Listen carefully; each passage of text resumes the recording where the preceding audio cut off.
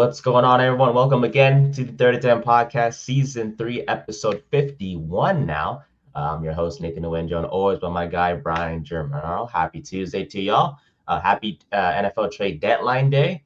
Of course, the deadline ends at 4 p.m. Eastern, so by the time this episode is out, the deadline would already be over. But hopefully, we'll have some moves to talk about in terms of the Giants, if any are made by the franchise today. Spoiler, probably won't, but wishful thinking. I don't. Yeah, no. It's the NFL trade deadline. There's always a lot of hype. We got the big one with Myers breaking right before we went live. So, Yes. that's probably going to be your big trade today. Maybe a couple depth moves. Maybe we see like an Evan Neal get traded, or something along those lines. A couple second stringers going for depth, but we're not going to see the star power like we see in other sports getting moved. There is no Luka Doncic trade coming. There is no, big move like that. There's no Verlander trade coming. Yeah. I think you said this last year, right? That I say this every year with the deadline, and it's a lot of hype for nothing. yes, because obviously when it comes to the NBA is usually always big. Baseball's always big. NFL is just one of those like quieter ones. Maybe there might be like one move, but it's not as big as like you mentioned with the NBA, where it's like Lucas getting traded from Dallas to LA, and it's just like, what? That's like a superstar leaving. Even if it's not just Luka, it's like there's always like NBA, like there's always 20, movement. 30 trades going on. MLB 30, 40 trades going on. NFL like 5. Yeah. Meanwhile, we have Jerry Jones saying that, oh, we've made a trade that's gonna change the franchise, and it's Logan Wilson. Which, I mean, I don't hate that move for them because I see it as like a buy low type move for them because like Wilson was good at one point, had 100 tackles back-to-back seasons. It's just like he's regressed this season, and Dallas needs immediate answers on that defense, not somebody they hope can return to a player that they once were. Yeah. So, I mean, that defense needs help. Might as well go out there and get one of the best linebackers on the market. So yeah, it's worth it. It's just like, was this the move? It's not the move that's gonna change everything. It's a smart buy low move because 7th round pick. The Dallas is not going to do anything with that 7th round pick. Might as well get a former 100 tackles in a season type player. It's just, can he return to that player? Which I don't know. We'll have to see. The other move, like you mentioned, was Jacoby Myers going from the Raiders and that poverty franchise to the Jacksonville Jaguars in exchange for a 4th and a 6th. Honestly, not too big of a deal. I was looking at Twitter. Some people having, or how do I say this?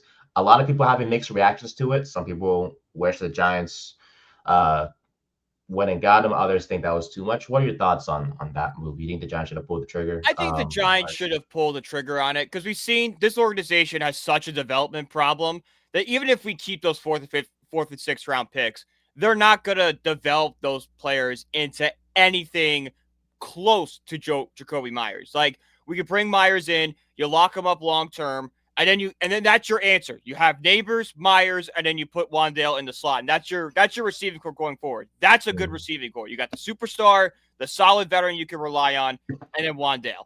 That's a good receiving core, and it gives Jackson Dart somebody to throw to this season. That's so he doesn't be throwing touchdown passes to Gunnar Olszewski. Like, that's not good for a quarterback's development. That's not. It's good to have a veteran guy who can actually catch the ball, unlike some people that we'll discuss shortly. A lot of things to be upset about with the Giants, and we'll talk about all of that. Oh yeah, a lot of things to be upset about. A lot of things. And I think we're starting to see it because that stadium on Sunday was red. It was, yeah. I was red, and like me and my buddy were sitting in the stands, and we're just looking around. We're like, we're outnumbered. Like, it's just red. I low-key felt bad for you. I was like, damn, this man paid all this, or got to go to this game and everything, and just for him to be disappointed once again. And the day that you get it stunk because the first drive was so good. Dart executed perfectly. He looked great, and then when the defense immediately gave up a score, I'm like, okay, this is gonna be a back and forth shooter all day. Dart's got us. We're fine. And then it just kind of fell apart. And then I think for me the turning point was when Juwan Jennings cooked Corey Black on that that fake inside, and then he went outside. I forgot the route is exactly called. It's not a zig route, I don't think. No. but it was a great route by Jawan Jennings to get that catch and score. Honestly, that was a turning point for me. I was just like, here we go again. So, anyways, though, we'll get right into it. Niners 34, Giants 24. Third straight year, the Giants began the season with the record of 2-7.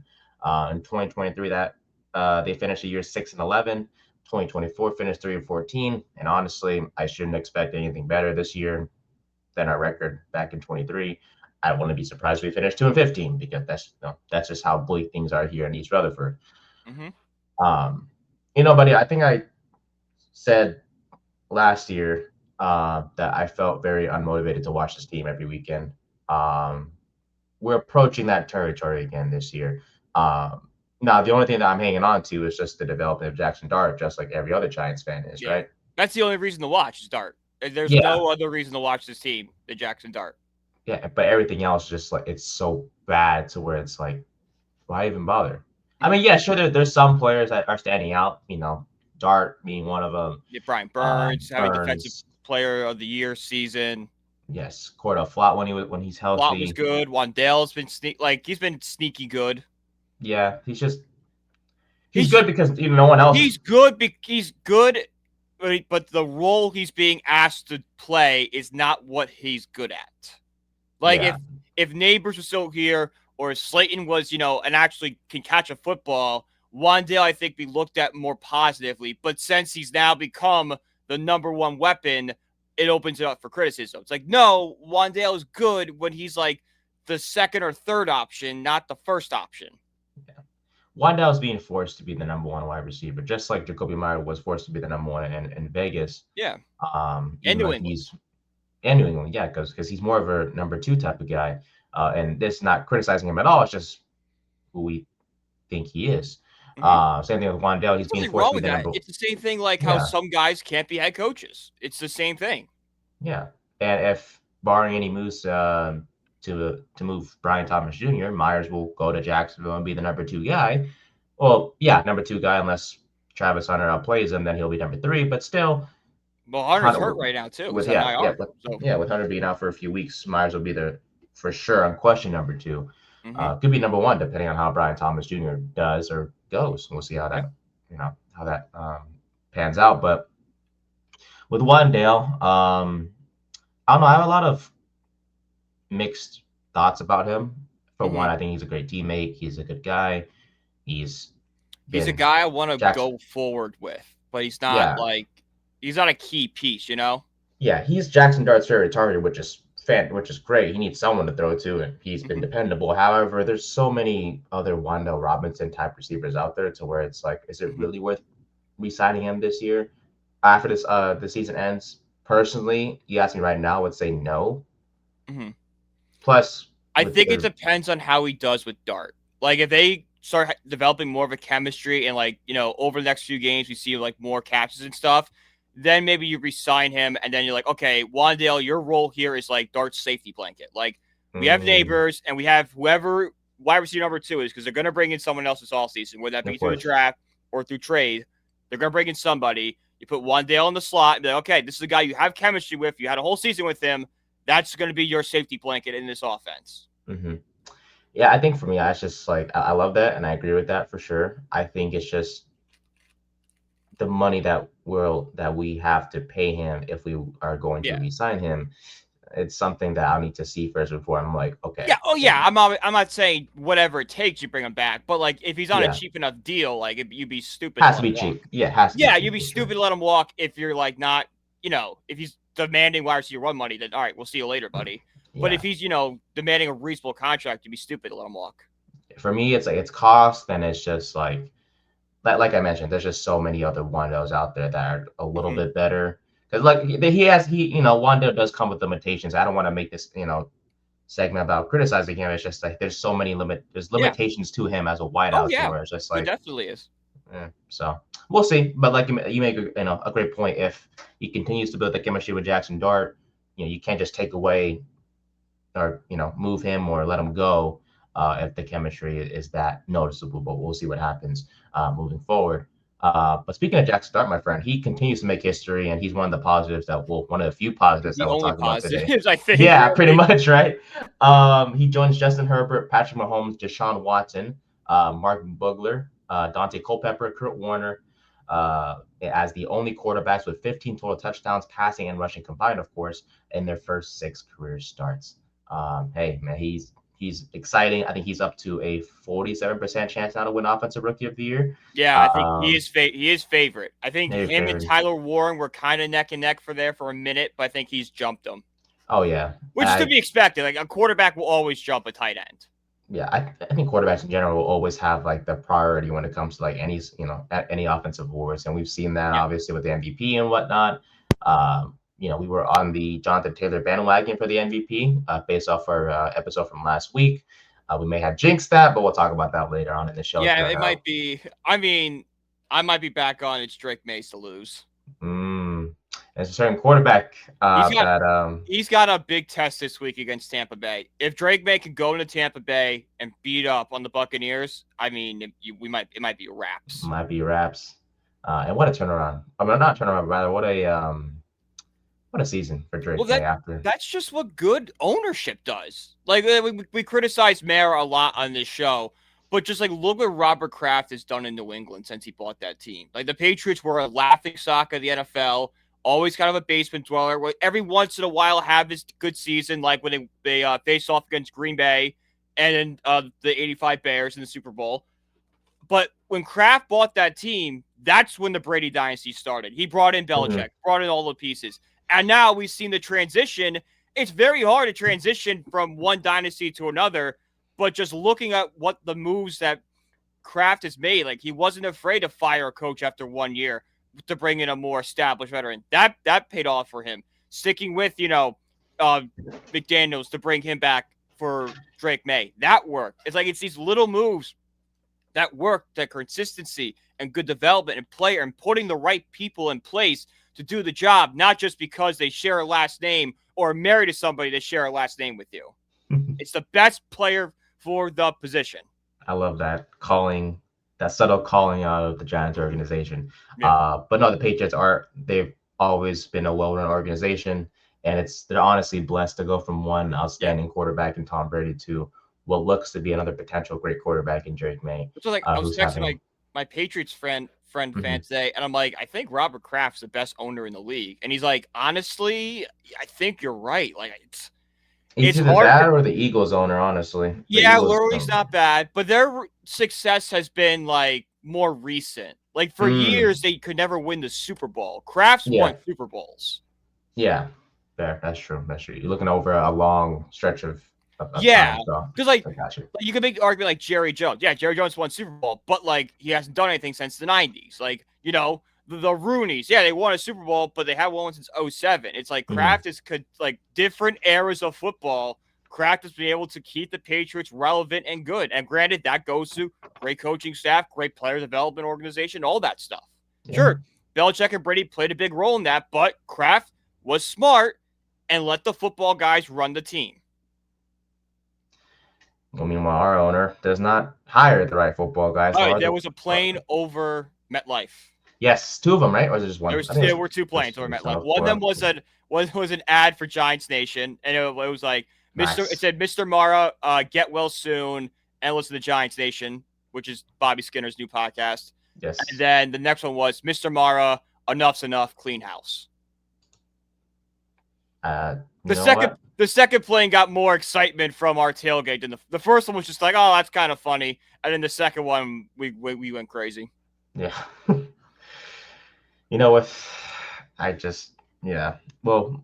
get into all that in our that's why I wanted to say about that's why. Yeah, exactly. Yeah. It led to that, but no, but back to Dart real quick. 24-33, 191, 2 passing touchdowns, one once again coming on the opening drive, finding Theo Johnson for 6. Also led the team with the 8 carries for 56 yards and a score on the ground. It speaks volumes, by the way, honestly, of how uninspiring this run game is without Cam Scatteraboo, but I digress. Look, but he's got to protect himself. I think it's so scary when he's taking off because he's constantly putting himself in just tough situations to where he's getting hit. and he's honestly, if this continues, he will get himself killed out there. I mean, he Oh was yeah, walking off the sideline after that last touchdown pass from him to Gunner. Gunnar, which, by the way, honestly, at this point, you might as well throw him out there a wide receiver, but I digress. At Uh, that point, he already scored a touchdown pass, and it was like a pretty decent catch. he already scored more than Darius Slayton Yeah.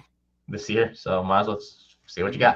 got. Um, but look, I love Dart's fearlessness. I do. I just wish he was a little bit more careful because he's going to continue to be on the sidelines and suffering in pain because I think, he Yeah. was grabbing his shoulder, I think, Hmm. after that drive. So, That's um, something that's going to have to be he learned in time. Like that but style of I don't think play. he was gonna. I don't think he's gonna learn until he gets actually hurt, where he has to Yeah, sit out. but then that's a knock on coaching for not coaching it out of him. Being like, dude, we love this competitiveness, but you have to think about the situation. If we're Mm-hmm. down 34-17 with 5 minutes to go in the fourth quarter, don't be fighting for every yard. Take a step back. But if we're in the playoffs are on the line and it's 24-27, then you go all out. Then you Mm-hmm. take the risk. Doing it at the right time, Exactly. when it's needed. Hmm. Um, but he's been outstanding. I love him. I will say what frustrated me a little bit about the Giants offense because there's honestly not much to criticize from for the unit as a whole. Yeah. It was just the amount of short passes that were Mm. being called Hmm. for. I mean, every time I saw in the first half for sure, honestly, don't recall the second half too much because we were losing anyways. Plus, I was pissed off at a particular kicker, but it's fine. Yeah, But yeah. a lot of short Cam passes. York made a 68-yard field goal the other day. The Giants kicker can't even make an extra point. Here we are. Yeah, I know. Sad. Mhm, But yeah, a lot of short passes were called for, completed. I mean, I'm glad they're completed, of course, but it just felt like we were rarely attacking down the mhm. field. Did you get that same feeling when you I were? got that. I got that feeling too, and that could be more on Dable not trusting the weapons around Dart because we've seen Dart clearly has the ability to push the ball downfield, and he's got a decent arm on him. It's Yes. just are the receivers he's throwing to good enough to create space downfield and do all the little stuff that allow the ball to be caught. That is where I think the problem is coming in. Yeah. And when he did throw it deep, receivers were dropping it. Darius Slayton. Yes, Um, but right there, why are we going to push the ball 40 yards down the field where Slayton can't catch the ball on the run? Might as well just dump a 5 yard pass off to, Theo Johnson and just hope. for those who literally just follow the box score, they'll see Darius Slayton's stats and be like, "Oh my God, he's back, 5 for 62." And I'm like, "Huh, you did not watch the game, buddy," because It's the you know, difference between like fantasy players and like football fans. Because fantasy players, you can just look at the box score and get a good idea of what the player is going to be for you. For us, we have to look at everything. and we Sure, looked at everything. stats matter. Stats are a very important part of Yes, football. I do not want to throw those out. All right, love numbers. numbers are great. They tell a story, but they can also lie to you at the same time. Like the score right here, 34-24. That looks like a competitive game. The Giants lost by 10 points. If you sat there and watched it, the Giants got outplayed for 4 quarters and just kind of came back and feasted on a Niners defense kind of running prevent. Yeah, I with Slayton, man, I I hate that guy. I do. Yeah. Like I'm sure he's a fantastic teammate. I really Well, do. you have to do your job. You got You to do your gotta do your job. job. There was a tweet he released. Otherwise, you're just be Jameis Winston. We'll deactivate you, and you can just be on the sidelines. Yeah, I mean, if you want to do that, that's fine with me. Yeah. Because he's freaking useless. He's one of the only options we have to throw to. So honestly, I see why we're putting him out there. Well, we're Um, forced to put him out there. Is the problem? yeah, and he dropped a touchdown pass that was perfectly thrown. Well, okay, maybe not perfectly, but rather it was put in a good spot. And But then like I facing, said, but if it's not, if you have to catch, if the ball has to be perfect for you to catch it, you're not an NFL caliber wide receiver. say it again, yes, sir. Um, yeah, I hate him. I honestly another bad move by Joe Shane to re-sign him. Yeah. Could have gotten Joshua Palmer, who's not doing as bad in Buffalo, but hindsight 2020. Anybody else? Anybody else? I would have liked Joshua Palmer honestly at this point, Oh but yeah, I that would have been digress. fine too. Wandale 9 for 46 on 11 targets, which is actually really freaking sad. Because that's You do the math. That's what, 3 yards per catch? 9 for 46. Or that's like 4 yards per catch. 5.1. Oh, nice job, Nate. What do you do math? But again, it just seemed like a lot of short catches, short Yeah. intermediate catches. So it's not that great. Mm-hmm. Theo Johnson was dropping passes. I'm still on the fence with him. I think because he's good, but they drops a lot of passes. He's So good, Evan but can be Ingram part so two. much better. Evan Ingram part two. Possibly. Because think about it, we all liked him coming out of Penn State. We all saw the flashes last year, we all sat here and thought that, okay, this is the year he's going to turn around, and he just kind of has never taken that next step. That was always everything was like I made the joke on Fantasy Live that Evan Ingram was Kyle Pitts before Kyle Pitts. It was always a guy that, okay, this is the year it's going to be his breakout, and then the breakout never came. Speaking of Ingram, had one good year was it with Jacksonville? He had a great year at Jacksonville. His first year in Jacksonville, had a great year. Had a couple okay years, and it's just kind of been. He's just been like a solid tight end in Denver. Yeah. Yeah, solid. So. Not great. Not a main piece of your offense, but a fine player to have. Yeah. There's nothing wrong with that. It's just what he is. He's fine. He's just fine. And he's serviceable. He doesn't hurt you bad. Yeah, and hopefully Theo Johnson isn't just fine for us, but the drops need to stop. Never liked that brings up the next question: why is there a drop problem on the Giants? Theo Johnson, Darius Slayton are all dropping. Both of them are Giants draft picks. Why has that not been worked out with them? Development problems and receiver. I don't know who the receivers coach is. Isn't this the same guy we've had since Odell? Let me see. If you check for me real quick. But as you check, I never liked the Ray McLeod signing. He was useless. He was. I didn't mind it because of he's been wide receiver coach since 22, so he came in with Dable. What's his name? Mike Groh, Groh. Quarterback from Jersey. Well, he was born in Virginia, went to high school in New Jersey, then went to college in Virginia. Yeah, he can go. So this guy's lived in 2 states his entire life. I know damn well he didn't develop Malik Neighbors. Malik Neighbors did it himself. Anyways. Oh yeah. Shit, I know for sure he didn't develop any of the. Well, that's one guy that no matter how he's so talented that it doesn't matter who's coaching him. Exactly. It's kind of like Joe Burrow with Zach Taylor. Like we all know Zach Taylor's not a good coach. Oh yeah, no, but sure. Joe Burrow is just such a great talent. It makes up for it. Neighbors is the same thing. Yeah. Joe Burrow's keeping his job.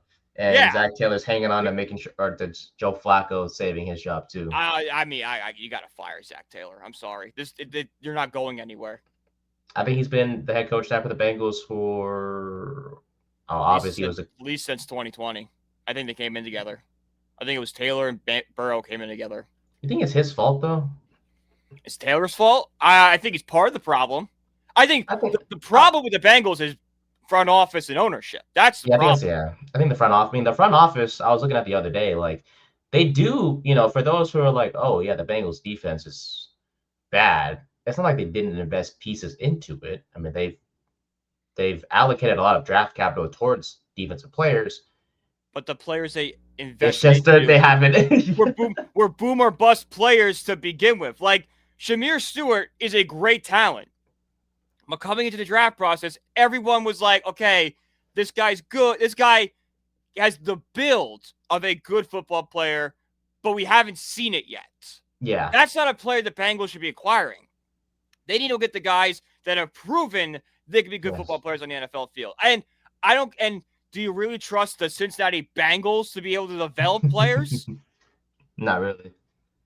Not really at all. I think the exact numbers were they invested $220+ million to offensive weapons and about 80 to defensive. That's a problem. So, yeah. But Joe, I mean, I'm not saying you have to give Joe Burrow nobody, but when you have Jamar Chase locked up, you don't need a T. Higgins. You can settle for a, like the Buffalo with like Shakir or a Gabe Davis type as wide receiver too. You can kind of take a step back because Burrow is good enough to elevate their game. Mm-hmm. And I guess Bengals fans are probably mad at us for you saying that because they're like, oh, well, the Bengals offense is a I said it's 12. back. I said it's back in the offseason. It was so stupid for them to re-sign T. Higgins. This is a take I've had for years about them. Yeah. Yeah. I mean, Higgins did have a great game on Sunday, but the main point that we're trying to get across is that money that you paid Higgins could have been paid towards getting proven defensive players, and they're Exactly. kind of paying the consequences now. It's asset management. How do Yes. you budget yourselves? And It the looks, Bengals yeah. put too much on the offense and have forgotten about defense. Yeah, it looks great on paper. It looks good, obviously. You're putting points on the board, but at the same time, Yeah. as they always say, right? Defense wins championships, as cliche as that sounds. And the Bengals are kind of an example But true, of look at that. Dallas. Look at Dallas right now. Dallas got no defense. They really don't. They really don't. And once again, They let Jacoby Brissett burn them last night. they have a quarterback controversy, it seems like. Yeah. Don't know. Oh, the Cardinals 100% do. I personally, I was like, oh shoot, Especially like, with the new Call of Duty coming out. oh god, oh no. Is it soon? Yeah, I think so. Oh boy. What's Black Ops 7 coming out? Hang on. When's Toyotathon? That's the real question. No, America's Jordan Love. Oh yeah. Remember they're struggling right now, but I'm telling you, once Toyotathon starts, that's when November 14th, 10 days till Black Ops comes out. Ooh, okay. So that's when Kyler performances suffer, right? Yes, Kyler Murray always plays horrible the first game after a COD release or some big video game. Oh, I can't wait to he'll be playing the Niners that week. Oh, Niners defense, pick him up. Hey, yep. So wait, do you have anything on Toyotathon or no? Real quick before we get to the rest. Yeah, because I know we still have a few segments to do. But yeah, honestly, at least for the Giants, just throw Gunnar out there and see what he can do as a receiver. I mean, he did show. Okay, so hey, for those of you who have given up on Jordan Love, don't give up quite yet because Toyotathon is almost here. Just trust me. Source, trust me, bro. But I digress. But yeah, honestly, let's see what Gunnar O could do as a wideout. But all this to say, as if for a freaking broken record, get Jackson Dart some help, please. Like maybe it's not today, but like I don't know. Free agency, there has to be some people. I don't know, I can't name the people off the top of my head, but like there's wideouts out there that you can go get and see. And Myers is gonna be a free agent at the end of the year. Oh, you bet. The new regime, which is what I just spoiled what I think of the Giants, what they should do. I mean, I think every Giants fan is on board with that right now. Yeah, but there's actually more to it, but we'll get right.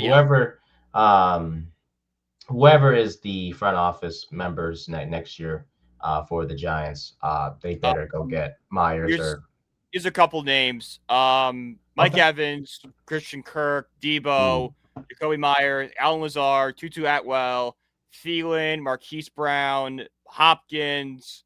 Let's name a few notable names. Rashid Shaheed, he's there. All UFAs. Ooh, I would like me some Rashid Shaheed. Mm-hmm. That is a fast guy. I like him. But yeah. Offensively for the Giants as a whole, 0 turnovers. We converted a good amount of times on third down in the red zone, which is all you could ask for. The O-line played pretty good compared to the week before against Philly. They only allowed 5 pressures in this one. Andrew Thomas back to being his dominant self after his struggles with the Eagles last week. No sacks allowed still this year, so shout out to him for staying strong. Van Roten looked good. Marcus Bowe looked okay considering it's his first start at right tackle. Yeah, he looked fine. I mean, he did let Dexter get sacked once, which was off. Oh man, the sack of we were deep in our own territory, and I forgot who sacked the Dart, but that was a huge hit on him. Yeah. So shout out to that. I think it was Farrell for not giving up on the plays. I guess give shout out to the Niners, of course. It's clear though that we got to pay Luminor as soon as possible before it gets too Luminor has played himself into a long-term role with this team. Yeah, and shout out to him. Yeah, last year he was maybe average at best, but this year has definitely turned it around. Mm-hmm. I know we should be cleaning house, but Colin Brasillo should be brought back. Bro, I would make Colin Brasillo a head coach at this point. Yeah, we gotta do whatever we can to protect this man. I want him back. He's fantastic. Mm-hmm. I will cover his salary. as best as we can, as We'll Giants have a bake fans. sale. There That's you how go. it's worked in every 80s movie in a car wash. Yard sale, whatever you got to do. Yeah. Um, Lemonade stand. because Every like 80s trope ever. not only is he, We gotta turning a save the rec center, guys. Let's do a bake sale. oh my god, jeez. Hey, look, whatever we got to do, whatever we got to do. Um, and then Austin Schlottman, honestly, I criticize him. I think in the past where I'm like, oh, if JMS goes out, like Schlottman's gonna be bad. It hasn't been that bad. JMS Very had to serviceable. come out. Hey, he's been great or good, I should say, because he had to come in for JMS um, on Sunday for a little bit, and he didn't look that bad. So shout out Yeah, to we him. were like we are cursed. JMS. JMS finally starts playing good and he gets hurt. He's just a guy, JMS, Yeah. honestly. So now the defense. According to Jordan Renan, the Giants are committed to Shane Bowen. So let me Guess what? That's gonna lose someone a job. That's yes. simple. So let's speak a few facts if that's okay, my friend. Let's do it. So the terrorist himself has led a defense that allowed 105 points and 1,102 yards in the last 9 quarters. The terrorist continues to struggle to have Kayvon Thibodeau, Abdul Carter, Dexter Lawrence, and Brian Burns all in the same field together and in effective spots. Yep. It is the same person that allowed Deontay Banks to play 100% of the snaps on Sunday and Drew Phillips only 20%. The same guy leading a defense that got pressure on just 5 of Mac Jones' dropback, which, by the way, he was 17 of 22 for 187 yards and 2 touchdowns when he was not pressured. He blitzed Mac Jones just 3 times on Sunday. Oh, and the run defense again. What is his deal with not running the blitz? I get it. You don't want to like have the Wink Martindale thing, but Wink Martindale's defense when they were running blitz was so good for this team. And we've seen it this year where they run blitz and they're able to do well. That Dallas game, Dak was like 3 for 13 when facing blitz. All right. With the way our defense gets structured, with the defensive line, why aren't we sending the dogs every play? It's absolutely, especially when our secondary is so banged up. Let's rely on the strength of this team. Which is the pass rusher. We have guys that can get to the quarterback. Yet, Bowen's like, nah, let's just rush forward and see what. Yeah. No, you have guys that can rush the quarterback that are really good at it. I know he's injured, but do you really trust Art Green over Abdul Carter and Kayvon Thibodeau? Nope. Of course not. I'd rather have our core 4 pass rushers out there instead of having practice squad level corners playing, coverage. It's just I don't want that. The corners just have to guard for 3 seconds because just for 3 seconds. Just press, hold the receiver off for a cool, second or two. Let the pass rusher get to the quarterback, and it's going to be all, fine and dandy. Mm-hmm. Oh, and the run defense once again showed its true colors, by the way, allowing big runs to CMC and Brian Robinson Jr. 159 was that yards. The one thing he did right in Tennessee was he was a good run defense guy. I mean, let's be honest. There's a lot of people on this Giants defense that were known for something, and then come here and then be absolutely trash at it. I.e. Shane Bowen, i.e. Tyler Newman, but I digress. Mm-hmm. The Giants are now 32nd, and I think the number got worse now, but we're a 30th ranked defense and 32nd in yards per rushing attempt allowed, which is I think right now it's 5.73, but I'm not sure that number is accurate. But I'm pretty sure either that number increased or stayed at 5.7. Mm-hmm. And then Brian Robinson is breaking tackles. We're not breaking tackles, or rather, we have guys that are missing tackles. Deontay Banks. But yes, let's keep Shane Bowen because we're committed and we believe in him. This is the type of crap, honestly, and I'm gonna be straight up with you. This is the type of crap that makes me regret being a fan of this stupid organization, honestly. Yeah. Because there's nothing that has been shown, like you said, that makes me want to give Shane Bowen more time. What do you like? Do you think that some magical run's gonna happen where Shane Bowen just turns it around? No, it's not gonna happen. No. Yeah. Anything before I continue? Anything else you want to? No, you're right. You nailed it. What has Shane Bowen done in the past 2 years that inspires any confidence with this team? We came into this year thinking the defense was going to be the strength. Arguably, the defense has gotten worse. I guess I have a actually add-on question for you. Did you know who Shane Bowen was before we signed him? I knew he was in Tennessee. I didn't know much about him. Yeah, same. Speaks volumes, doesn't it? Yeah. About him, But then you obviously look not. at all like the stats. It was like, okay, the run defense is good. He was good in the red zone. Remember, that was a big sticking point with him. His defense was like bend, don't break. I'm like, okay, I see the vision. I see why you brought him in. Okay, run defense is a big problem with us. He has an average run defense. All right, maybe he gets it to be better. Same thing with the red zone. Those two things have not happened, and in many facts, they've gotten worse. And when you have a player like Dexter Lawrence at nose tackle, run defense shouldn't be a problem. I know it takes more than just one player to have a good run defense, but he alone should make us at least not in the bottom 5. Yeah, so he's making the unit worse, and it's absolutely ridiculous. Mm-hmm. Brian Burns is the best player on this defense by far, Oh, and easily. That's not even a question. That's not even a question at this point. I think for me that's just saying something, considering he entered the year as the best D tackle in the league, and he has done absolutely nothing. One tackle, no sacks, one pressure, I think, on Sunday. Had a 55.4 Pro Football Focus grade.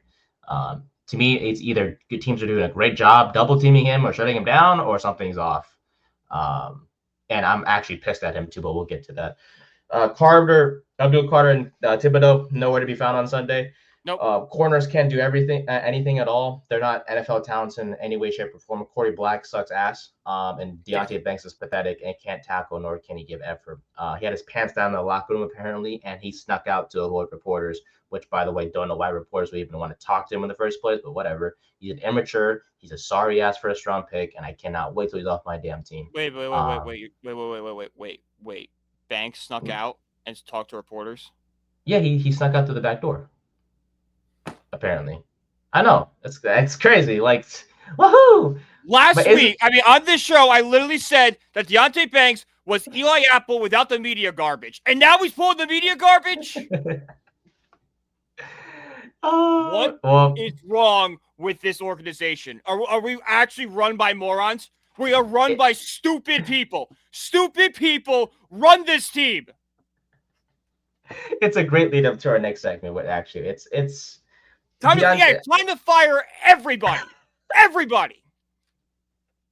Cut anybody that's not named Jackson Dart, Cam Scott, Malik Neighbors, the pass rush. That's it. And Cordell Flott. Everyone else can go. Everyone else can go. I 100% agree.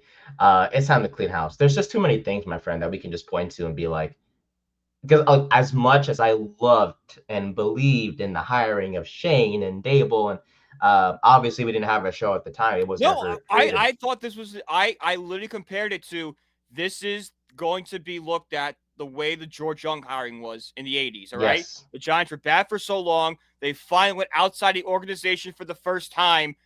And then here we go. Now they build a good team. That's what we all thought it was. Yes. But nope, guess not. Nope. Here we are again. We're about to be looking for another GM and head coach for what seems like the fourth time in a span of 8 years, fourth time in 8 years, which is ridiculous. What's ridiculous is that according to Renan, once again, there's a scenario where Joe Shane is safer to remain as GM than Dable as head coach for 2026. Nope. And to that, I say a big F you and absolutely not, because if one goes, say with me. Both should go. I mean, I guess he will be safer because I think Dable is like 100% out the door. Shane's at like a 90. So I guess by that logic, I guess it is true that Joe Shane's job is at least safer. But both of them should be. It's a mistake not to fire both. Yeah. Clean house.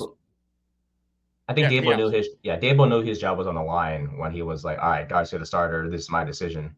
But actually, Shane had an opportunity to save his job after, even if Dart wasn't starting, because if the defensive line played up to what it once was, if Neighbors had a good year, and like we started to see signs of guys like Tyler Newman turning a corner, Theo Johnson turning a corner, like I would see with Wan'Dale Robinson. Then we could be like, okay, Joe Shane's pieces are starting to produce. Maybe if we give him a coach, they'll take that next step. Yeah. But that hasn't happened this year. That hasn't happened, so I can't. And it's like, it's a bunch of what ifs, and it's just like, even with all of that, it's like, if one goes, the other goes, because they came in as a package deal. They should leave as a package deal. And what happens next year if we struggle again? What? Are you gonna then it's fire? Are you like, gonna fire the GM yeah, and basically have an arranged marriage with the head coach? exactly. They have to do That's it. a Yeah, disaster. you have to do it all over again. It's more of a mess, anyways. But let's focus on you two for on these two guys for just a second, my friend. Mm-hmm. As we know, they both came from Buffalo, right? They had this buddy relationship, it seems. But like things kind of felt off. We can go back to this year's past draft where it's like Shane never believed in Jackson Dart. Let's be No, honest, he never no, this is did. a Dable pick. Yeah, he didn't believe that the franchise quarterback we have right now was the answer. Like that kind of sounds really ridiculous because he made it clear. Because we saw it on Giants Life, and if y'all haven't seen that, go In Hard to Knocks too. It's in Hard Knocks. what not hard was it hard? No, the Jackson Dart pick. Oh, all right, all right. No, Yeah. no, no, you're Yep. good. Yeah, Okay. yeah. Yeah. I miss Hard Knocks, okay. Well, Back in December. it was fun covering it for the summer. It was fun, and we'll have fun covering it again this year. Oh, that's right. It's gonna Yes. be. It actually will. There actually will be interesting episodes in that with the Giants. Yeah. Like the Dart decision to start him will be fun to watch. After the Eagles game will be fun to watch. I guess after the Broncos game will be not fun, but it'll be interesting to watch, just to see how the organization responded. It's only going to cover what the last quarter of the season, right? I don't know. I don't know what it's going to cover. I just know it's coming out. I just know it's coming out in December. So I figure, like, is it like all season? Like, I didn't look too much into it because, like I said, I hated Hard Knocks and wasn't planning on watching it. But now I'm going to watch it. Well, at the pace we're going, like that's going to be probably the main topic that we'll be for a discussing while on the show. Yeah, that's going to be the Thursday episode. Is I guess the Giants play a game this week. I guess we play a game, but Hard Knocks. But Hard Knocks. But no, yeah, Shane made it clear that this pick was Brian Dable's idea, just based off the episode itself. But just no one really noticed it until after watching it again. And he was willing to throw Brian Dable under the bus if this wasn't going to work out. And what's ironic is that Dart is working out, and it's to the point where Shane should be on his hands and knees thanking his lucky stars that Dart is playing well, because he may end up saving his job while the guy who wanted him in the first place is going to go. Because at least you should have acted like, hey, if you believe in Dart, then we should go get him. But of course, apparently he didn't say that in the damn episode, so whatever. But that's the thing with Joe Shane, right? Where it's like he's always believed in the consensus, right? And it's like, look, it's worked out, especially with this year's past draft, where it's like, oh, Cam Scadaboo's out there, go get Cam Scadaboo. We got Cam Scadaboo. Oh, Marcus Bowe, go get Marcus Bowe. I guess instead of consensus, maybe that's the more simpler term. It's like he's drafting guys based on what everyone else is saying they should go get, if that makes sense. Which is like a good quality for a GM to have. You want your GM to be able to listen to other opinions and be able to be as informed as possible. I just don't know if Shane has like the guts to be like, no, this is the move we're going to make. I don't think he has that. No, yeah. That killer instinct that GMs have to have, like Howie Roseman going out and training for a pass rusher. That's a killer instinct right there. It's like, no, we need to bring in someone for this team. Yeah. It's to the point where it's like, if he had it his way, he wouldn't have traded up to get Dart and would have waited till like the late rounds to get like a Shedeur Sanders, because he was the best quarterback out of the draft outside of Cam Ward. I don't know. It's honestly real quick. Let's just look at his draft history real quick, if that's okay. Because honestly, I'm just like, people are, everyone's done this. It's like, it's a lot of misses. It is some hits, and some good hits. Some hits. Let's start with 22. Thibodeau, still on the fence. I would say he is a serviceable player, a good player, not worth the 5th overall pick. No, not at all. Like if we drafted Thibodeau in like the 2nd or 3rd round, I think we're singing the praises of Shane for finding him. Oh yeah, but no, so far he's been just. Let's see. Do you want to keep track of this? So let's have 3 sections. Let's have let's have a section for yes. Let's have. Breaking news? Yes. I mean, I got breaking news too, but it's really stupid. I have one that's. Oh, you go first. Oh, Tom Brady cloned his dog. I did hear that. How do you clone a dog? It's Tom Brady. But no, that doesn't answer my question. How do you clone a dog? We can't clone dogs. Well, I guess he took blood from his old dog and it's Tom. Like he figures it out. You Sauce think Dom can Gardner's just figure out how to clone things? Sauce Gardner's leaving. Sauce Gardner's leading. He got traded to the Colts. Get out of here. Yes, No he is. way. He is gone. He is going to. Is this like confirmed? Like, is this It is confirmed. Shout out to Underdog, by the way. Love you, boys. Underdog, yep, it is announced. 2 first-round picks going back to the Jets. Yes, sir. Blockbuster. Wow. There we go. Okay. Okay, Sauce. No. Oh, God. This might be worse than Darrell Revis. That's a banger, dog. Yeah. Oh no. All right. You know what? I guess I put my foot in my mouth this episode. Oh, hey, you jinxed it, but in a good way. Though, I jinxed it in a good way. I appreciate that. We thank you for that. We thank you for your service. Wow, that's big. Sauce Gardner to the Colts. Wow. Hey, that's the Colts. They want to make a run. That's them being serious about making a run. And Sauce Gardner's locked up for 3 years. He'll be a centerpiece of that defense. Wow. Now, what does this do for Garrett Wilson? Is a good question now. Is this now a fire sale for the Jets? Like, could Breece Hall be on the move? Garrett Wilson be on the move? If Garrett Wilson's available, you have to go make the call. Oh, my goodness. Yeah, the Colts have been actively trying to get a corner. They've quietly been after. It's always the quiet moves that get you. Other teams called, but Indy gets their guy. 2 first-round picks heading to the Jets. That is a lot. Those are going to be late picks, so it's yes, but that is a bona fide CB1 that it's hard to find one of those in the draft. That Colts defense just got a lot scarier today, dude. I hope more trades happen before we end our show today. Yeah, and that's a move not just for this season. That's a move going forward. Like, got another. No, finish your point. I'm sorry. I'm just saying this is a move for not just this year, but next year and the year after.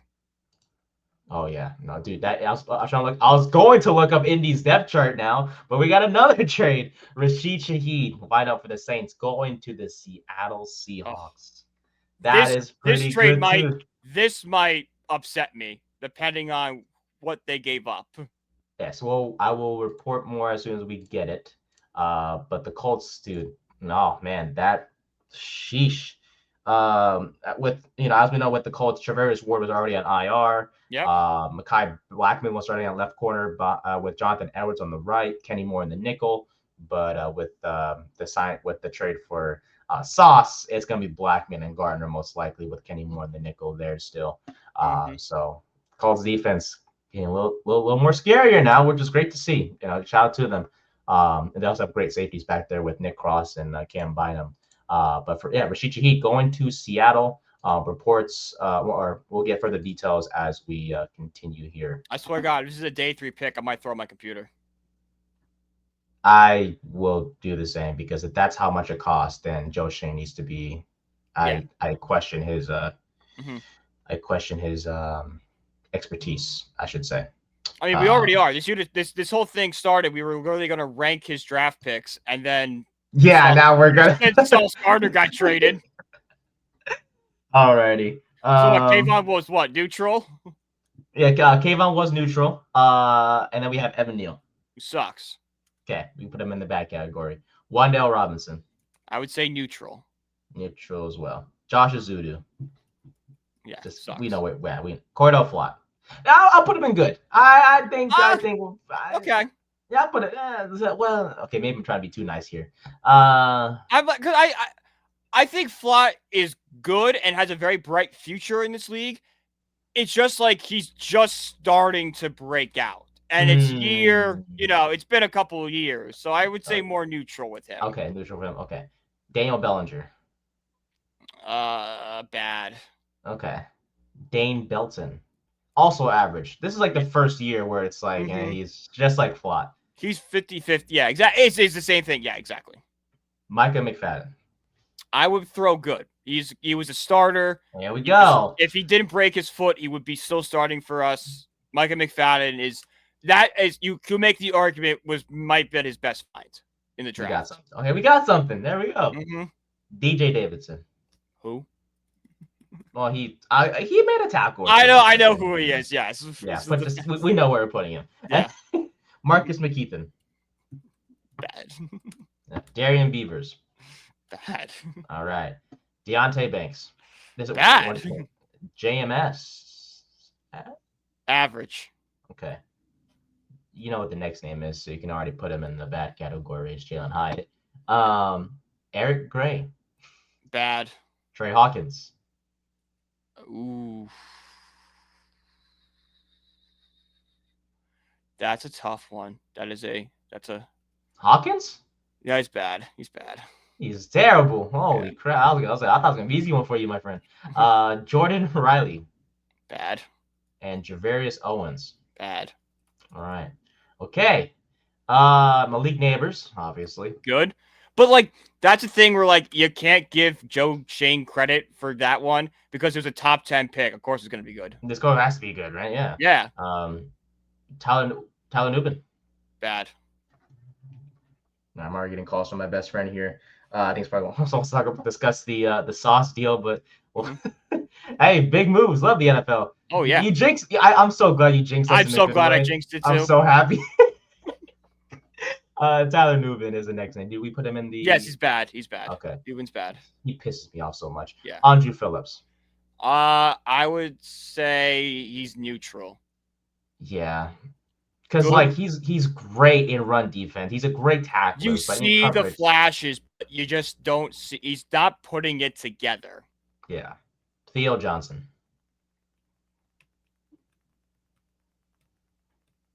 I would go neutral.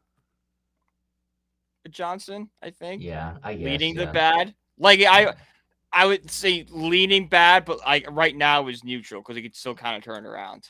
Yeah. Tyrone Tracy. I would say Tracy's neutral. Had a good, nice. Yeah. He had a good rookie season, but like it didn't inspire much confidence at all, and like really hasn't done it. Now, granted, that could be the coaching staff like not utilizing him correctly and still thinking they have Scotty back there, which is a big possibility. But for right now, I would say Tracy is a new. See, where I have like Johnson is neutral going bad. Tracy's neutral going good. Good. Okay. I see. That's fair. Yeah, they're very similar players in like the opposite way. Yeah. Fair. Okay. I like that. Yeah, I'm still waiting for details here on Rashid Shahi in the process, so I'll let you know once I get anything, my friend. Yeah. Darius Muasau. I mean, he's throwing the bad now. He can't cover the Chris. Just put him in special teams. That's it. Mm-hmm. Abdul Carter. I think it's a hit for now. Carter's good, just not being used properly. That's coaching. And then the obvious he's leading the league in pressures. Like, what are we doing here? Yeah, he's up there. I mean, the sacks will hopefully come eventually. The sacks will, with the amount of pressure he's getting, he's making an impact. It's just not being seen in the average stats. I just hope he's not that guy that like just gets pressure but just doesn't get sacks. Like, I hope that's not the case with him. But it is his rookie year, so it's his rookie year, and he's got a moron as his defensive coordinator. So that is true. Jackson Dart, obviously. That's an obviously good one. It's a franchise quarterback. There's Alexander. He's been good. He's been good. Really Alexander's been good. I would say he's good. Cam Scadaboo. Scadaboo's good. Building block. Marcus Bowe. I would say neutral on Bowe right now. Leaning good. Okay. Thomas Fedoni. Oh, that's an unknown for sure. Yeah. I would go neutral just because we don't know. Yeah. And then Corey Black. No, I just put Black in the back. Yeah. All right. So how many do we got in back? Don't say that again. Don't say that again. What? Think about what you just said. Put Corey Black in the bad. Oh, they said in the back. Oh, no. Man, that's like the second time people have thought I said something else. I remember last week I said yeah, well, it's fine. Yes. Just put Black in the bad category. There we go. Okay, so now so how many are in good? Like what, 4? 1, 2, 3, 4, 6. Okay. How many we got in neutral? 1, 2, 3, 4, 5, 6, 7, 8, 9, 10. And how many do we have in bad? 1, 2, 3, 4, 5, 6, 7, 8, 9, 10, 11, 12, 13, 14. Well, there you go, ladies and gentlemen. Shane sucks ass Mm-hmm. as a GM. Yeah. It's as simple as that. And this is just draft picks. Like, what free agent signing besides maybe Okereke has he had that's been good for us? Yeah. It's Oh yeah, well yeah, we have to consider his other moves too. Like he did trade for Brian Burns, that is a good move. Did get Okereke, well he signed Okereke, which is good. He just maybe he's an. I cannot confirm what I just saw, but oh boy. Is it involving us? I know. Well, kind of. Ah, hit me. I cannot confirm, but it looks like Jalen Waddle might be on his way to Denver. Oh, I saw that too. Yeah, Sorry, yeah I you're don't mean good. to blow your bubble. Mm-hmm. Ah, I feel bad. No, there's nothing Yeah, yet you're on good. him. If he Yeah, no, goes I to see Den- nothing yet. That's why I if he was goes to waiting. Denver, I'm crying because I I want know. him. I want him. I don't care. I don't care. Um, yeah, Colts sending first round picks in 26, 27 plus a player to the Jets to be A named. player's going to the Jets too. Wow. Indeed. Yes, sir. Indeed, indeed. The We'll see what Jets happens. might have just made a really smart move here. Because let's think about it here. Sauce Gardner is decent, but he's not the corner we've been seeing the past few years for the Jets. He's kind of taken a step back this year. You get 2 first-round picks, which will help you, rebuild your franchise, and you get this player who we don't know who it is yet, but you would assume he's a younger player. This could be a really nice package for the Jets here. This could be like the Jamal Adams trade 2.0. You could argue Brandon Stephens, the other corner, is a little bit better. And Yeah, plus, I think that there was a lot more discussion. I remember last year how like DJ Reed was talked about a lot more Sauce, yeah. than Sauce. And we So try to chalk that up to like, well, he's a good corner. They don't throw good corners away. But now that we have a larger sample of work, it's like, well, how good are you, Sauce? yeah. You got a cool name, but Hopefully he finds himself again, and I think he will. Hopefully in I hope so Indianapolis. too.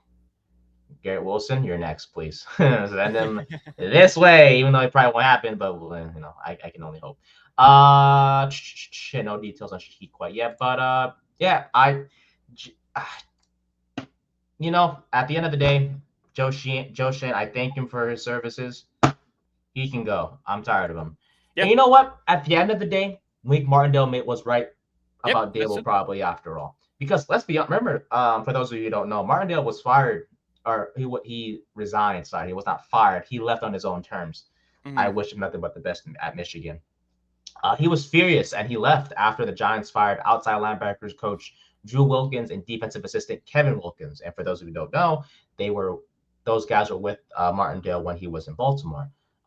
So that's why he was furious. Actually said "F you" today before he left. Um, but I was looking into a little bit more last night because I was just like, there has to be more details to why they departed because I kind of forgot what happened. Right. So according to a report, Dable's hot-tempered game day demeanor, which we've seen on multiple occasions, clashed with Martindale's calm approach on the sidelines, and that was a large part, a contribution, I should say, to their split. Martindale's comments and exchanges with players like Xavier McKinney after games raised eyebrows and put him in conflict with Dable, who wanted to handle the issues internally. And let's be honest, Dable wants to deal with a lot of things internally. Let's be honest. Yeah. Well, I don't think that's necessarily a bad thing to handle things internally because then But it's don't. good to make things public sometimes to let the world know, like, hey, I'm Yes. not dealing with this BS. And Yeah. Martindale was outstanding. And Mm-hmm. let's think about it, right? So Dable came in as this offensive-minded guy. He was the guy calling plays and whatnot. Yeah. But like, let's not forget that defense was the backbone behind our playoff run in 22. The offense Oh, never really 100%. shined. It was the Yeah, defense and Saquon Barkley. That was the yeah, playoff run. yeah. So the offense never really shined or scored a lot of points. Really, it was the defense that really kept us in it. And obviously, we're in a lot of one-score games, and we were beating the Ravens and on all that, like teams But like still, that that because that that um comeback against the Ravens was generated by the defense. They got the interception to yes, seal the game. They got the fumble that yes, set us up for basically a 10-yard drive for a yes, touchdown. yeah. So that Martindale deserves a lot of credit for that playoff run more than Mm-hmm. we've given him as a whole as Yeah. Giants fans. Um, I mean, we didn't so want to see him go in 20 what was it? That'd be 23-ish. Yeah, Yeah. after 23, yeah. Mm-hmm. So, maybe Martindale was right about everything after all. That, he left because Dable was it's a bunch of BS. Yeah. And I'll make this clear: we've supported Dable and Shane for quite some time, so we deserve to say this crap. Yeah, we were like, no, bring him back one more year. Let him do it and see what Yeah, happens. and apparently it's not working out. And the Nope. players, they're suffering too, my friend. It's clear they're tired of playing for the staff. Their body language or words say it all. And if I could say a few quotes, some of them piss me off, but The locker room is about to quit on Dable. It's oh, the writing's on the wall that this team does not get behind this it's coach. a lot of me's like, oh, I did okay. Like, for example, Graham Gano on his missed kick. That was the only miss I had all day, warm-ups and all. I had to hit that one. My third miss in 2 years. My job is to make my kicks, which I've been doing a pretty damn good job of. No, you haven't. No, you Go haven't. after yourself. You have not made it. You've not done a good job at You all. tell him. Damn right. He can go F himself. He's trash. Mm-hmm. Dexter Lawrence, quote, I think I'm playing well, but you've got to make the players. You got to make more plays. You got to make more plays. Mm-hmm. You're not doing And anything. Dex, you haven't been playing well. You've definitely taken a step back. I think it's because of I think the Bowen in our defensive system is so bad. But you have not. If you're this all-pro player, it shouldn't matter what system you're in. You should be making some sort of impact, not getting 45 grades on PFF. Say whatever you want about PFF, but 45 is bad. Yeah, it's okay. More details on. No, let me finish the quotes real quick. Yeah. Tyler Nubin. I know it sounds like a broken record, but we just got to do more during the week. That's really the only way I can see us fixing it. It's tough for sure. How about this, buddy? Improve your run defense and tackle and do something because you haven't done anything since you've been in the league.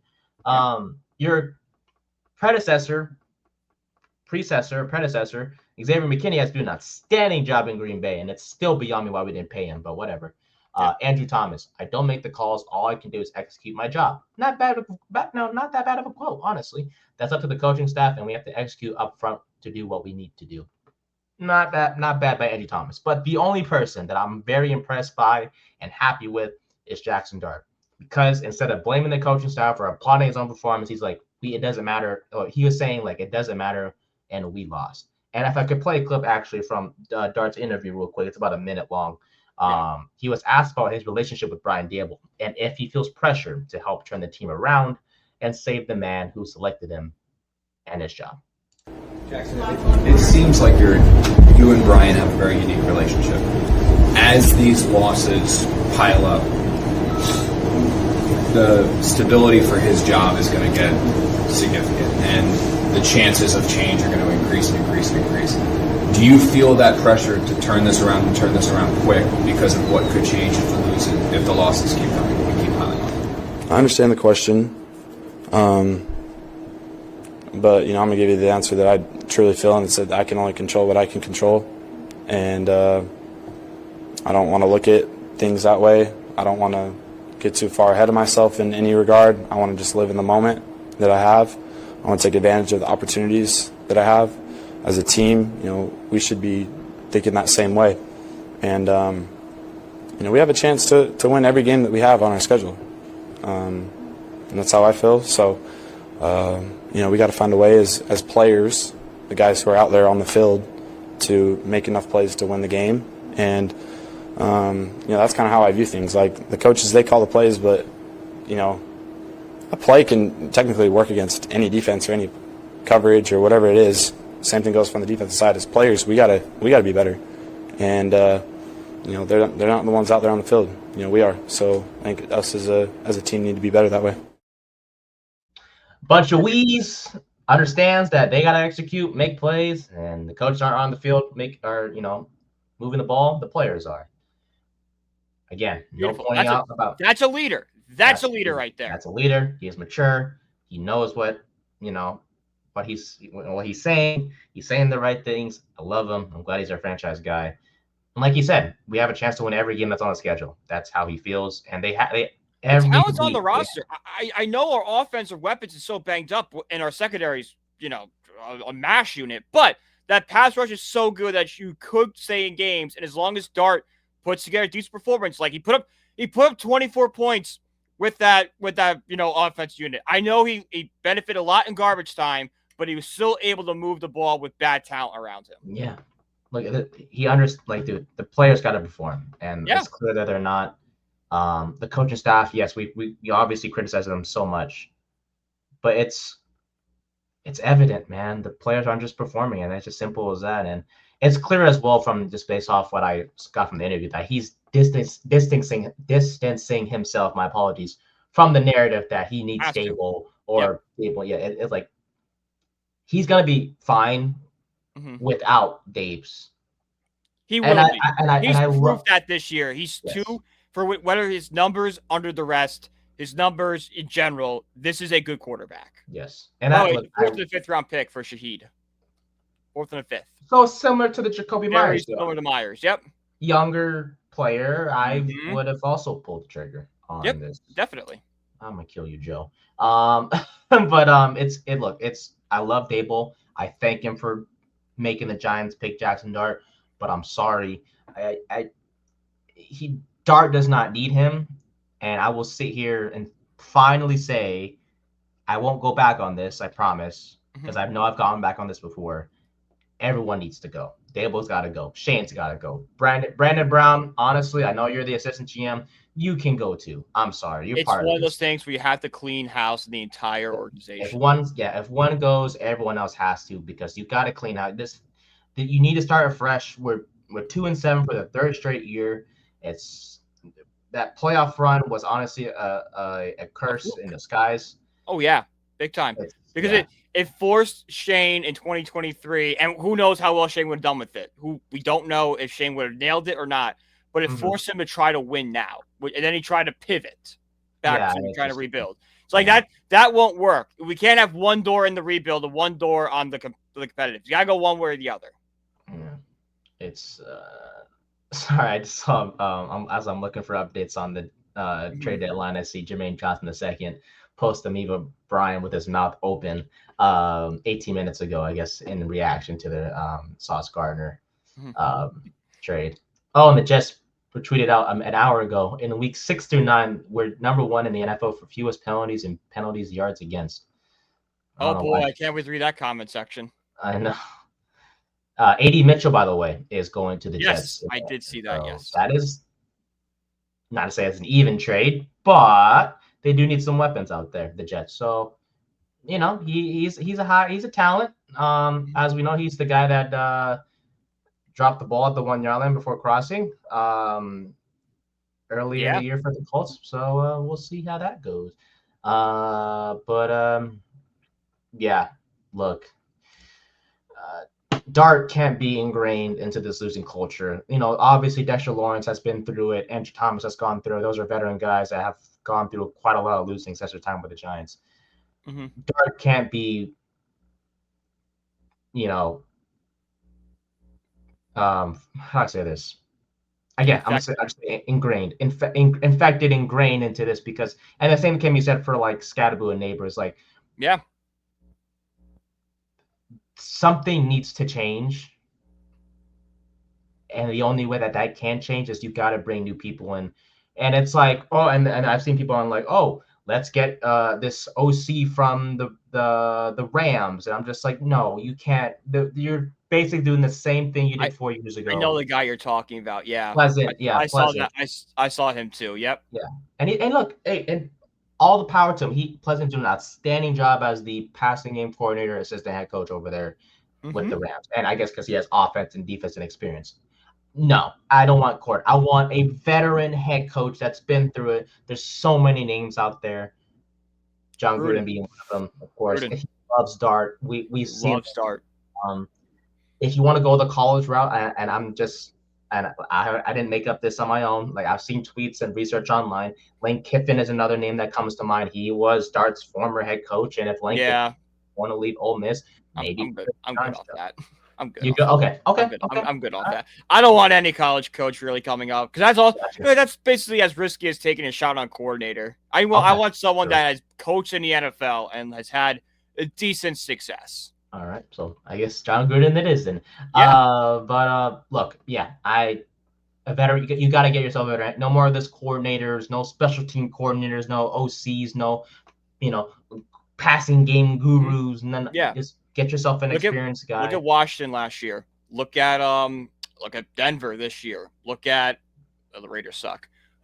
look at the Patriots. What do all three of those teams have in common? Veteran head coaches. Mm-hmm. Pete Carroll with the Raiders, Mike Vrabel, an outstanding job with the Patriots so far. He's a guy that players are playing for. And so, you know what? That's all I got for you.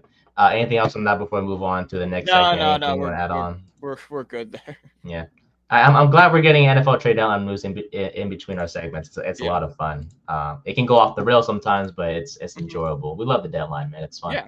All right, instant replay. So for those of you who don't know, this is a new segment that we introduced last week. I give Brian 4 or 5 statements, and he tells me if it's an overreaction or not and explains why. You ready? Yep, let's go. Let's go. First one, Bears 47, Bengals 42. Hey, that's the game of the week, no doubt about it. Man. Back and forth.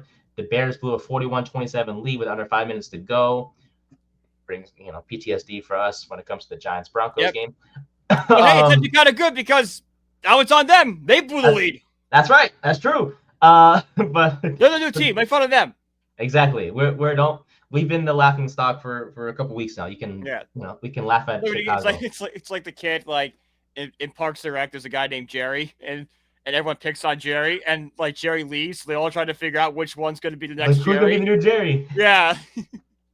It's the Bears. It's the Bears.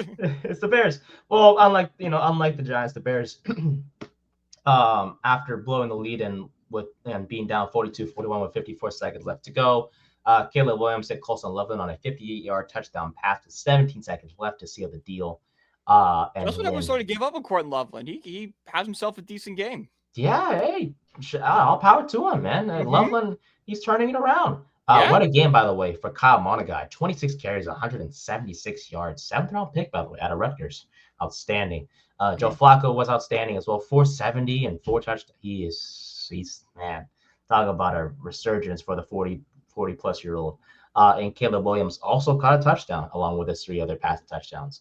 But the main question or statement for you, my friend, Colson Loveland has woken up and will live up to his status as the 10th overall pick from this year's past draft. I think he will. I maybe not a wake up. Maybe this whole year it's just going to be like flashes of him. But I think we're seeing flashes where the coaching staff can trust him. They can figure out what's wrong with him. And then next year, implement him more as that breakout guy. Mm-hmm. I think he just needs opportunity. I mean, he had 6 catches, 118 yards, and 2 touchdowns. But what was lost in that was that Cole Kmet got hurt, which opened up more opportunities for Loveland. Kmet with the concussion, I believe, is what he suffered. So so we'll see this week because I don't think Kmet will play. So we'll see if that can. Now, if that continues this week, then we can be like, oh, yeah, no, this guy's ready to roll. All right, for sure. Well, Panthers 16, Packers 13. What an upset. Ryan Fitzgerald hitting a game-winning field goal as time expired to give the Panthers a stunning road upset at Lambeau Field. Panthers defense they were on their A game all day long, my friend, against Jordan Love. Like I said, Toyotathon has not started yet, so we'll see what happens after Toyotathon. But Rico Dotto took the starting job from Chuba Hubbard and said, screw you, buddy. Ran for 25 carries for 130 yards and 2 tutties. My friend, at 5-4, Panthers looking pretty good, and I think they will make the playoffs. I don't know if they'll make the playoffs, but they are definitely in the hunt. I mean, in the past 5 games, they're 4-1. They're one of the hottest teams in football right now, and that could be because Meow Mix stopped doing their podcast. Ever since then, the Panthers have been on this run. So I think the Panthers have earned themselves. They're going to be like that scrappy team, that pesky team that's always in the hunt. Not eliminated to like week 17, week 18, but that gives them a lot of good building blocks. But okay, we're in the right direction here. Let's go get some finishing pieces. All right. Love that. Yeah, dude, honestly, look, I know their offense hasn't looked too great. The passing game, obviously, Bryce Young's still the quarterback. They're an average, okay offense, but defensively, they've been on a tear. Yeah. And shout out to the DC. I don't know his name is, but shout out to the DC over there. Watch them today. I've heard they might move Hubbard and make that a full-time RB. Why not? I think that'd be beneficial for both sides. I think Hubbard needs a new start. I know they just signed him to a contract. Yeah, it'll be hard to move him. New England was the big spot with them. Henderson. I've heard the rumors that New England's been looking for a running back, and I think Tony Pollard's more the guy they go with, but we'll see. Maybe. Steelers 27, Colts 20. Colts fans, welcome. Welcome to the Daniel Jones experience. We've suffered for 6 years. Now it's your turn. Jared called me a hater yesterday. I was like, bro, I'm not a hater. I've lived it through for 6 years. Like, this is how it works. Yeah. But yeah, Everyone called us dumb. No, you didn't watch 6 years of Daniel Jones. This wasn't happening here. You got to give us, like, we saw Jones succeed for an entire year. He was on pace to do that. Now, after Sunday's game, I think I always said teams are going to figure him out. And then you said that as well. This is the Daniel Jones we're used to seeing. But in general, the Colts offense was just shut down as a unit on Sunday. Yep. 6 takeaways by that Steelers defense. Jonathan Taylor, who was an MVP candidate, of course, was shut down as well. 57 scrimmage yards as a whole, which is a season low.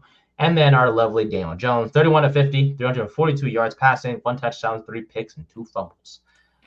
My friend, the Daniel Jones experience is going to show its true colors for the rest of the year. Pretty naturally. Yes, it will. I don't think he'll be as bad as he was with the Giants, but I also don't think he's going to be as good as he was to start the year. I think we're going to see like a mix where he's like throwing for like 150 yards and like has like, a couple touchdowns, but a few turnovers every game. I think he's going to come back to earth now. Hey, simple as this. You take away his first read, you shut down the run game, he will not do. He looked at an interception where he threw it to the linebacker. Exactly. Threw it right at him. We were so used to seeing that. It was nothing new. I'm like, I've seen that exact play 100 times. It's nothing new. It really isn't. Alrighty. But last one for you, my friend, before we head off for the day. Sorry, our longest episode in quite some time. Bills 28, Chiefs 21. Josh Allen accounted for 3 touchdowns, 2 rushing, 1 passing, and went 23 of 26 for 273 yards to lead the Bills past the Kansas City Chiefs once again here in the regular season. After Buffalo's Matt Prater missed a 52-yard field goal with 22 seconds left, the Chiefs had a chance to force the game into overtime or possibly win the game. But the Bills swatted away 2 Hail Mary attempts. And honestly, the Bills defense had Mahomes' number all day long. Bosa had 9 pressures. Brousseau had 8. They were getting to Mahomes constantly. Actually, fun fact, Josh Allen had the highest completion percentage of his career on Sunday, while Mahomes had the lowest of his career. Which is all to say, my friend, if they meet again in the playoffs this year, Josh Allen will finally defeat him when it matters the most. No. We've seen this story so many times where the Bills beat the Chiefs in the regular season. And for some reason, the Chiefs just take – I think the Chiefs are at a point right now where they just don't take the regular season seriously and only care about the playoffs. I think once the playoffs come around, we'll see the old Chiefs reemerge. Does it matter if it's in Buffalo? Because if it's in Arrowhead, I see your argument. But if it's in Buffalo. Buffalo will make it a more competitive game, that I will give you. But the Chiefs just have their number. Okay. All right.